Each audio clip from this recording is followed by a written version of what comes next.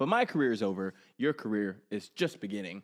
What do you wish you had known a little bit earlier in your career? I learned this pretty quick, but what I wish I would have known even in college, maybe even in high school too, was just to ask questions. Mm-hmm. I think that's such a cliche answer, I feel like, but I get into professional baseball, and then they're trying to change things with you, and it's all for the better of you. Like they see things in you that they want to try out, like.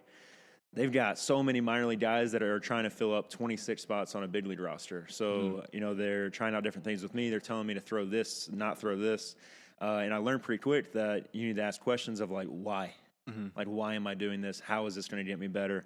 And I tell guys now when they're getting into the game, like, if you don't like it, what they're telling you, ask why. Yeah. Because if it's a really good reason of why, you need to buy in and you need to do it. And if they can't tell you why, then you probably shouldn't be doing it either. Yeah. How you balance that between learning what's best for you and we got a train in the background, everybody. This is not a sponsored episode by a train company, but if you want to sponsor, go ahead. There we go. How do you balance being able, trying to figure out what's best for you and then being coachable? A lot of times that doesn't go hand in hand. Yeah.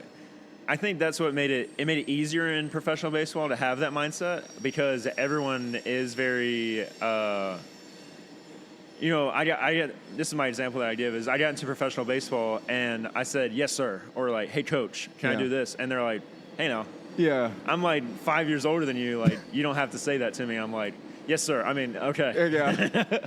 So, immediately it was very just informal, whereas as athletics beforehand just felt very formal of like, yes, sir, yes, no, sir, yes, coach, blah, blah, blah, blah. So, that kind of pushed me to start asking questions. I built good relationships with coaches.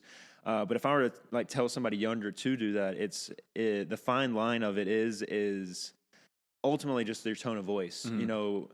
If you yell at a coach, the coach is going to yell right back at you. And, ultimately, if I do our coach and say, hey, Coach Latch, why did you not want me to shoot that 3? Mm-hmm. And he's like, well, because you have no idea, like, your heart rate's moving faster than it was. You're not in tune with the game yet. Like, if you take 2 more minutes, then you take that shot, you're making it for sure.